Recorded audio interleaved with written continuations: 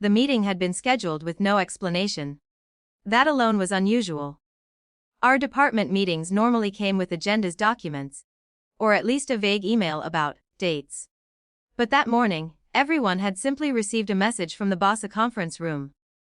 10 o'clock. When I walked in, most of the team was already seated. Laptops open. Coffee cups lined along the polished table. My husband sat near the far end of the room. He worked in another department, but lately he had been attending our meetings more often. At first I had assumed it was temporary, some cross-team project, maybe. Now I understood it was something else. The boss stood at the head of the table, flipping through a folder. Beside him sat a woman I recognized immediately. Lena. My husband's girlfriend. At least that's what she had become over the last few months, though no one in the office said it openly. People rarely say uncomfortable truths out loud in professional spaces. They simply learn to look past them. The boss cleared his throat. "Let's keep this brief," he said. Everyone looked up. "We're restructuring the department. Effective immediately, we'll be making a leadership change." The room grew very still. He glanced in my direction. "Your role is being eliminated." There was a pause, as if the sentence needed a moment to settle. Then he continued. "We've decided to bring in someone better suited to the direction the company is going." His hand gestured toward Lena. "She'll be replacing you." For a second no one moved. My eyes shifted briefly toward my husband. He didn't look at me. Instead, he kept his attention fixed on the table, studying something on his laptop screen that clearly wasn't there. The silence in the room had a strange weight to it, not shock exact. More like the quiet discomfort people feel when they realize they're watching something deeply personal unfold in a place that's supposed to remain professional. The boss closed his folder. That's all. He expected a reaction. Most people would have argued, defended themselves, demanded an explanation, but the truth was, I had seen this coming for weeks, maybe months. Projects I built had slowly been reassigned.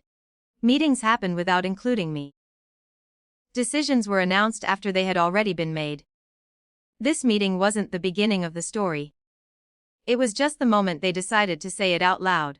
I closed my laptop. The sound of it snapping shut seemed louder than it should have been. Then I stood. No one spoke. I gathered my bag, slid my chair quietly under the table, and walked toward the door. As I passed Lena, she shifted slightly in her seat. There was a nervous energy in her posture, confidence mixed with something less certain. I didn't stop. I didn't look back.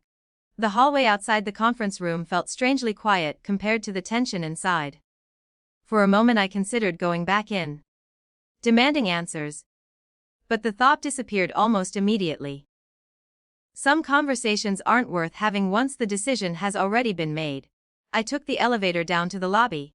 The security guard nodded as I walked past, unaware that I had just lost the job I'd held for 7 years.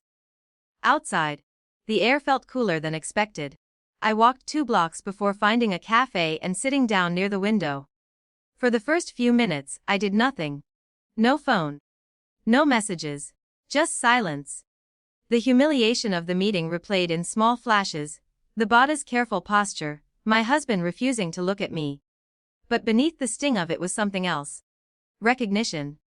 The department I had built over the years wasn't simple. The systems, vendor relationships, internal workflows, they had grown complicated because the company itself had grown.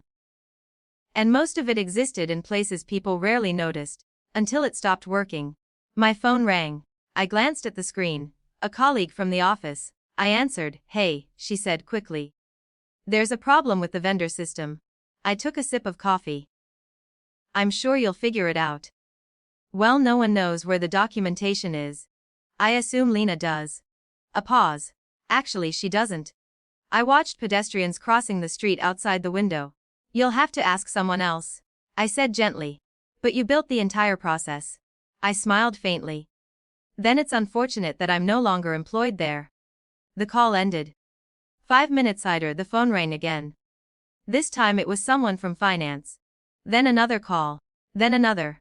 The pattern repeated itself with surprising speed. Small problems that no one had noticed before were suddenly surfacing everywhere. Access permissions, vendor accounts, approval workflows. None of it was impossible to solve. But solving it required understanding how the pieces connected. And that knowledge hadn't been transferred when I walked out of the conference room. An hour passed. The cafe had begun filling with lunchtime customers. My phone vibrated again. This time the caller ID showed a name I hadn't expected. One of the company's senior executives. I answered. His voice was calm. But there was an unmistakable edge beneath it. "I'd like to understand what happened this morning," he said. I leaned back in the chair. "I was told my position was eliminated." "Yes," he said slowly. "That decision appears to have been made without consulting several departments." Through the window I could see clouds moving across the afternoon sky. "Unfortunately," he continued, "we're discovering that a number of key systems depend on processes you designed." I didn't interrupt.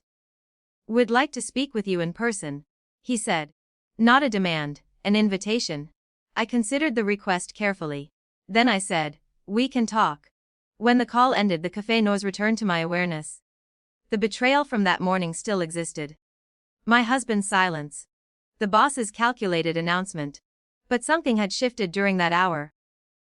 The job they believed they could replace so easily had been built on years of work that didn't disappear. Simply because someone else sat in the chair. I finished the last of my coffee and stood. Outside, the city looked exactly the same as it had that morning. Traffic moved through the intersection. People walked past without noticing me. But inside, the weight I had carried when leaving the conference room had changed. Losing the job had felt like losing stability. Now it felt like stepping outside a situation that had quietly been closing around me. Sometimes betrayal doesn't destroy your value. Sometimes it simply reveals it. And sometimes the most important moment isn't when you're pushed out, but when you realize that walking away gave you back something they had already taken for granted.